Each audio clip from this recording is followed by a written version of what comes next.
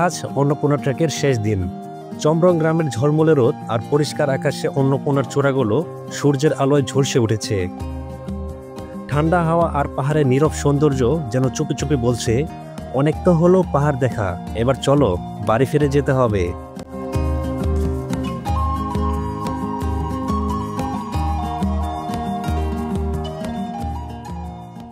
Hello guys, welcome back to my channel.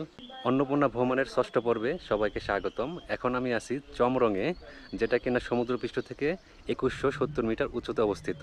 আর আমি গত রাতে এই রুমটাতে ছিলাম, এই যে এই হোটেলটাতে। প্যাকেজ নিয়েছিলাম 1300 রুপি, যেখানে থাকা খাওয়া সকালে ব্রেকফাস্ট ইনক্লুড ছিল। আর সবচেয়ে ভালো বিষয় হলো আমি এই প্রথম কোনো হোটেলের ভিতরে ওয়াশরুম পেলাম, তো ভালোই ছিল। এখন আমাদের সকালে নাস্তা খাবো, নাস্তা খেয়ে এখান থেকে বেরিয়ে পড়বো। এখন প্রথমে যাবো আমরা উপরে, ওই যে দেখতে পাচ্ছেন এখানে একটি স্তূপা আছে, আর আমরা এখন উপরে যাব।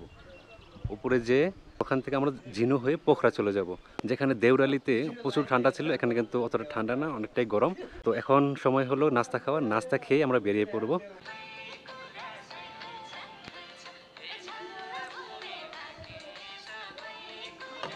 এখন বাজে সকাল 7:30, আর আমরা আমাদের ব্রেকফাস্ট করছি। ব্রেকফাস্ট করেই আমরা কিন্তু এখন বেরিয়ে পড়বো একদম ঝিনু হয়ে পোখরা পর্যন্ত। তো তাড়াতাড়ি খেয়ে নিই, তারপর আমরা কিন্তু বেরিয়ে পড়বো।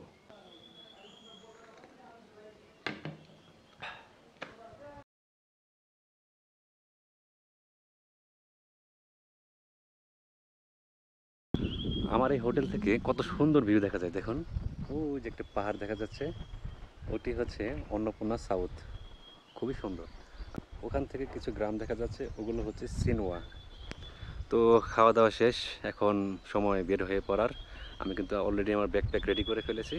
তো চলুন আজকের মতো যাত্রা শুরু করা যাক, দেখা যাক আজকে আমাদের জন্য কি কি অপেক্ষা করছে।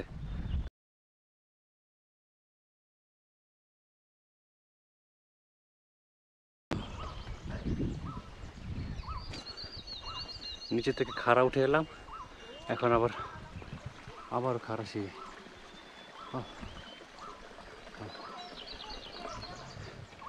অনেক সিঁড়ি পাড়ি দিতে হবে আজকে। আর এই যে দেখতে পাচ্ছেন, এগুলো ঝর্ণার পানি, ট্রেকারদের জন্য এখানে রাখা হয়েছে। আপনি কিন্তু এখানে পানিগুলো পান করতে পারেন।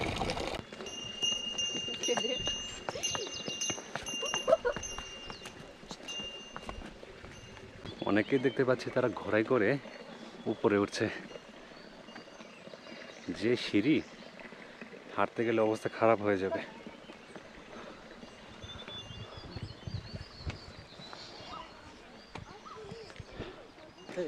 নমস্তে। সকালের চমরং গ্রামটা সত্যি অসাধারণ লাগছে। চারপাশটা সোনালী আলো ও শান্ত পরিবেশ। আর রাস্তায় দেখা মিলেছে অনেক ট্রেকারদের, কেউ উঠছে কেউ ফিরছে। আমি ফিরে যাচ্ছি, আর অনেকেই যাচ্ছে অন্নপূর্ণা বেস ক্যাম্পে। এখন বাজে ঠিক সকাল 8টা, আমার যাত্রা শুরু হয়ে গেছে। আমাদের হোটেলে যদি বলি, ওই যে স্তূপা দেখতে পাচ্ছেন, ওটার নিচেই। আর আমার হোটেলটাতে গত রাত্রে শুধুমাত্র আমি একাই ছিলাম, কারণ উপরে যে হোটেলগুলো আছে সেগুলো একটু এক্সপেন্সিভ, আর মানুষ এখানে অনেক ভিড় করে, তো যার কারণে একটু দামও বেশি। আর এখানে যদি আসেন আপনারা খুব নিরিবিলি পরিবেশ পাবেন। আমি যে করে হোটেলে ছিলাম, সবচেয়ে বেস্ট হোটেল এটা ছিল। 1300 রুপি, দামও কম আছে। আমি ভিডিও ডিসক্রিপশনে তাদের নাম এবং নাম্বার দিয়ে দেবো, আপনারা চাইলে সেখানে কন্ট্যাক্ট করতে পারেন।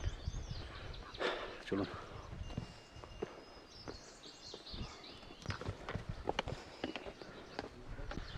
আমি আমার এই সামান্য ব্যাগ নিয়ে উঠতে পারছি না, তারা এই যে এক একজনের 50 কেজি 60 কেজি নিয়ে কিভাবে ট্রেক করছে, অদ্ভুত লাগে তাদের জীবন। তাদেরকে বলা হয় পোর্টার। তারা এখানে যে ট্রেকাররা আছে তাদের সামান তারা বহন করে, অথবা এই যে হোটেলগুলো দেখতে পাচ্ছেন, এই হোটেলগুলোর রসদ তারা বহন করে নিয়ে যায়। অদ্ভুত জীবন তাদের।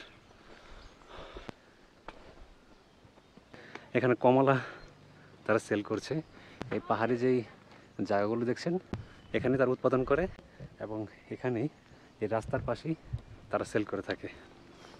খুবই ভালো, কিন্তু সমস্যা হচ্ছে দাম। দাম কিন্তু অনেক বেশি। ট্রেকিং করতে করতে পৌঁছে যাই চমরং চেকপোস্টে। পোখরা থেকে যে পারমিট নিয়ে এসেছিলাম, যাওয়ার সময় এখান থেকে এন্ট্রি সিল নিতে হয়েছিল, আর আজ ফেরার পথে নিতে হবে এক্সিট সিল।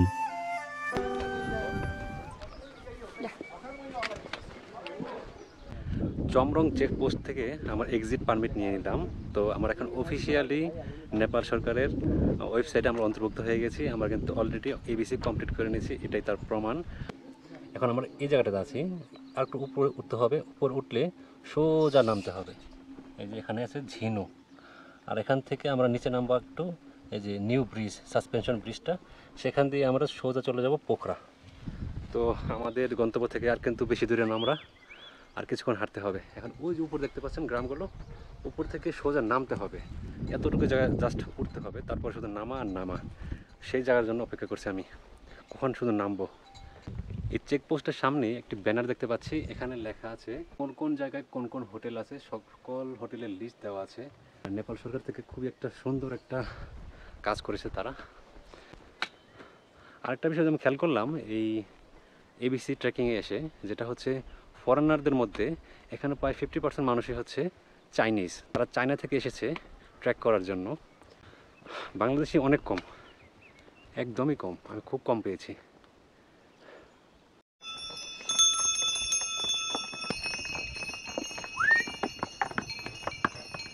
অন্নপূর্ণা ট্রেকিংয়ে আসলে এরকম ঘোড়া এবং গাধার পাল সবসময় দেখতে পারবেন, অসম্ভব সুন্দর লাগে না? এরকম পাহাড়ের মাঝে এই দেখতে পাচ্ছেন, এরকম সুন্দর এক ভিউ সত্যি আপনাকে মুগ্ধ করবে। আরেকটা জিনিস দেখলাম, এখানে বৃদ্ধ বয়সে অনেকে পেয়েছি, যারা 60-এর ঊর্ধ্বে, তারাও এই ট্রেকিংয়ে এসেছে। তো তারা যদি পারে, আপনি কেন পারবেন না? আপনিও পারেন। তো হিম্মত করুন, নিজের উপর ভরসা রাখুন, আর চলে আসুন অন্নপূর্ণা বেস ক্যাম্পে। চমরং গ্রামটায় অনেক ছোট ছোট রেস্টুরেন্ট আর কাঠের দোকানে এরকম ট্রেকিং আইটেমের স্টল দেখতে পারবেন। এখানকার মানুষের সহজ সরল জীবনযাপন আর অতিথি আপ্যায়ন আপনাকে মুগ্ধ করবে।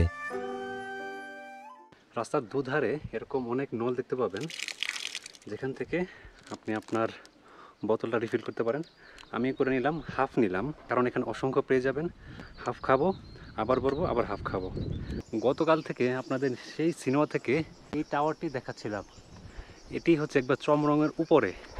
তো আমি আমার দুর্গম পথ পাড়ি দিয়ে এই টাওয়ারটার নিচে চলে এসেছি। তার মানে এখান দিয়ে আমাদের শুধু এখন নামতে হবে নিচে। কি যে শান্তি লাগতেছে রে ভাই, এখন শুধু নামবো আর নামবো, আরাম আর আরাম। আর কিছুক্ষণ আগেই আমি 4 জন বাংলাদেশি পেয়ে গিয়েছিলাম। একজন এসেছে খুলনা থেকে, আর 3 জন তারা বাগেরহাট থেকে এসেছে। 2 জন ছেলে 2 জন মেয়ে। তো ভাবুন ভাই, মেয়ে মানুষ হয়ে যদি পারে, তাও বাঙালি, তাহলে আপনি কেন পারবেন না? আপনাকে কিন্তু পারতে হবে, আপনাকেও আসতে হবে অন্নপূর্ণা ট্রেকিংয়ে।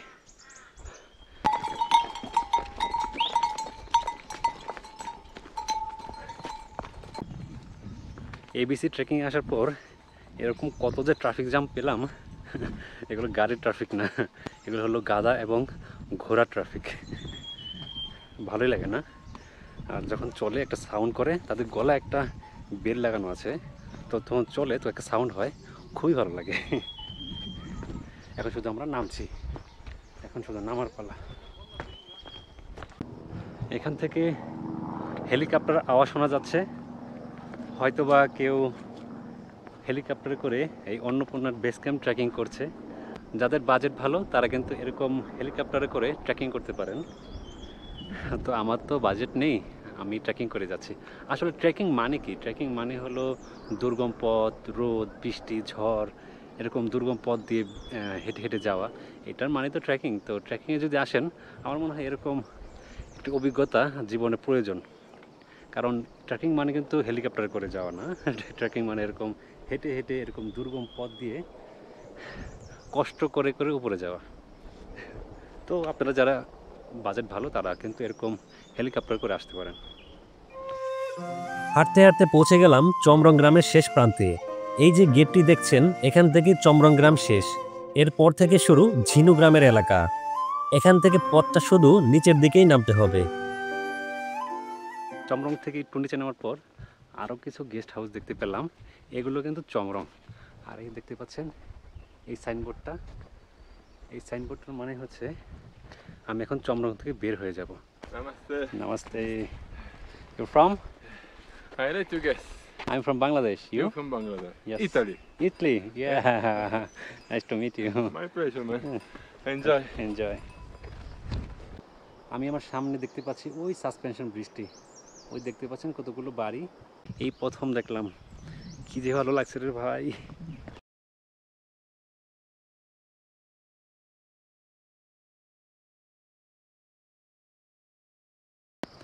তো বন্ধুরা, 2.5 ঘন্টা ট্রেকিং করে আমরা এখন পৌঁছে গেলাম ঝিনুতে।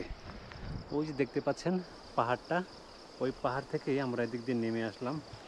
নিচেই আমাদের রয়েছে সেই হোটেলটা যেখানে আমরা ছিলাম, ওই হোটেলের দিকে যাচ্ছে। কারণ ওখান থেকেই একটা রাস্তা চলে গেছে সাসপেনশন ব্রিজের দিকে, আরেকটা চলে গেছে হট স্প্রিংয়ের দিকে, যেখানে আপনার এই গরম পানির ঝর্ণা রয়েছে। তো আমরা এখন সেদিকে যাচ্ছি। ঝিনুর এই জায়গাটিতে এসে রাস্তার দুটি ভাগ হয়ে গেছে, একটি নিচের দিকে সাসপেনশন ব্রিজ পেরিয়ে পোখরার দিকে, আরেকটি চলে গেছে হট স্প্রিংয়ের দিকে, যেখানে প্রাকৃতিকভাবে গরম পানি বের হয়। অনেক ট্রেকার তাদের ক্লান্তিকর ট্রেক শেষে একটু আরামের জন্য এই হট স্প্রিংয়ে যেয়ে থাকে। আমি পৌঁছে গেছি এই যে সাসপেনশন ব্রিজ। এখন এই ব্রিজটা পারি হয়ে আমাদের ওই পাশে যেতে হবে, কতগুলো ঘর, ওখানে আমাদের জন্য গাড়ি অপেক্ষা করছে। ব্রিজটা কেমন নড়ছে! এই ব্রিজটা দৈর্ঘ্য 1/2 কিলোমিটার তো হবেই। দেখতে পাচ্ছি অনেক ট্রেকাররাই এখানে আসছে, অন্নপূর্ণা ট্রেকিং তাদের যাত্রা এখান থেকে শুরু করবে। তা আপনারা যখন আসবেন এই ব্রিজটা থেকে কিন্তু আপনাদের ট্রেকিং শুরু হবে, আর এই ব্রিজের পর থেকেই শুধু উঠতে হবে আর উঠতে হবে। মানে মেন পয়েন্ট হলো এই সাসপেনশন ব্রিজ। এই ব্রিজ দিয়েই যাত্রা শুরু হয়, এই ব্রিজ দিয়ে যাত্রা শেষ হয়। অসম্ভব সুন্দর ছিল এই 6 দিনের ট্রেকিং। আমাদের প্ল্যান অনুযায়ী আমরা সম্পূর্ণ করতে পারলাম। ছিলাম গামরুক থেকে এখন ঝিনু হয়ে চমরং যাব। ও আচ্ছা, যান ভাই। ভাই একটা ছবি তুলে আপনার সাথে দেখা হয়ে গেল। ভাই আপনার কি ট্রেক শেষ ভাই? শেষ ভাই। হ্যাঁ, নাইস। যাক, চলতি পথে ভাইয়ের সাথে দেখা হলো, খুব ভালো লাগলো। ভাইয়ের নাম কি? আমার নাম তাহমিদ। আমার নামও তাহমিদ, আবির তাহমিদ। ভালো লাগলো দেখে। এখন ভাই দেখা হবে আবার। আল্লাহ হাফেজ। তারাও কিন্তু বাংলাদেশ থেকে এসেছিল, দেখা হয়ে ভালোই লাগলো। তারা জানে না তাদের জন্য কত দুর্গম পথ অপেক্ষা করছে। তারা যাক, আর আমি ব্যাক করি। হ্যালো। ওই যে সাসপেনশন ব্রিজটা, এটা পাড়ি দিয়ে এখান থেকে উঠে গেলাম। অনেক কষ্ট হলো ভাই, অনেক কষ্ট। এখন আবার উঠতে হবে। সামনে দিয়ে কিছুক্ষণ ওঠার পরেই সামনে আমাদের জন্য গাড়ি অপেক্ষা করছে। সেই গাড়িতে করে আমরা চলে যাব পোখরা। জানি না ডাইরেক্ট গাড়ি পাবো কি না, মনে হয় না পাবো, হয়তো বা ভেঙে যেতে হবে। দেখা যাক, জিজ্ঞেস করে দেখি কি বলে। সাসপেনশন ব্রিজ পার হয়ে কিছুটা হেঁটেই পৌঁছে গেলাম ঝিনুর ট্যাক্সি স্ট্যান্ডে। এখান থেকে সরাসরি পোখরা যাওয়া যায়, তবে রাস্তার কাজ চলার কারণে আমাদের গাড়িটা কিছুটা পথ পাড়ি দিয়ে নিচে নামিয়ে দিল। সাসপেনশন ব্রিজটা পার হওয়ার পর ঝিনু থেকে আমরা যে গাড়িটা উঠেছিলাম সেটা আমাদের অনেক দূর নিয়ে এসে নামিয়ে দিল, কারণ সামনে কনস্ট্রাকশনের কাজ চলছে। তো আমরা 8 জন ছিলাম, 8 জনকে নামিয়ে দিল। 250 রুপি করে ভাড়া পড়েছে আমাদের। টোটাল 8 জন আমরা হায়ার করেছিলাম। তো এখান থেকে নেমে এখন আমাদের কিছুটা ট্র্যাক করে নিচে নামতে হবে। সেখান থেকে আমরা আরেকটা গাড়ি নেব, সেটা নিয়ে একদম চলে যাব পোখরা। আর ভাই, ঝিনু থেকে এই পর্যন্ত এত খারাপ রাস্তা রে ভাই, ভয়ঙ্কর রাস্তা। অনেকটা পথ হাঁটার পর অবশেষে দেখতে পেলাম শেয়ার ট্যাক্সি, আর এরই মধ্যে শুরু হলো কঠিন বৃষ্টি। ভেজা শরীর নিয়ে উঠে পড়ি শেয়ার গাড়িতে। সেখানে মোট আমরা 8 জন মিলে একটি জিপ ভাড়া করলাম পোখরার জন্য। ভাড়া জনপ্রতি 800 রুপি। গাড়িতে অনেকটা পথ পাড়ি দিয়ে পৌঁছে গেলাম বিরেথাতি চেকপোস্টে। সেখানে আবারও এক্সিট সিল নিতে হলো। তার মানে যাওয়ার সময় 2 জায়গা থেকে এন্ট্রি সিল আর ফেরার সময় 2 জায়গা থেকে এক্সিট সিল নিতে হলো। সব আনুষ্ঠানিকতা শেষে আবারও গাড়ি চলতে শুরু করলো পোখরার উদ্দেশ্যে।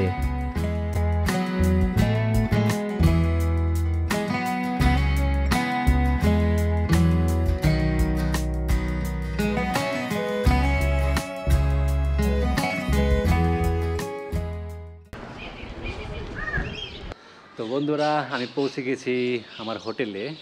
আর এই 6 দিনের ট্রিপে আপনাদের দেখালাম কিভাবে অন্নপূর্ণা বেস ক্যাম্প ট্রেকিং করবেন খুবই সহজে। তো এই অন্নপূর্ণা বেস ক্যাম্পের 6 দিনের ট্রিপে অনেক কিছু শিখেছি, অনেক কিছু দেখেছি, আপনাদের দেখাতে পেরেছি। তো ইনশাল্লাহ বাকি যে ভিডিওগুলো হবে সেটা আরও ভালো হবে। তো আমাদের কিন্তু এই ট্যুরটা আরও কয়েকদিন চলবে। তা আমরা কয়েকদিন আছি নেপালে, কিন্তু অন্নপূর্ণা বেস ক্যাম্পের ট্রেকিং 6 দিনের 6টা পর্ব ছিল, সেটা কিন্তু এখনই শেষ হচ্ছে।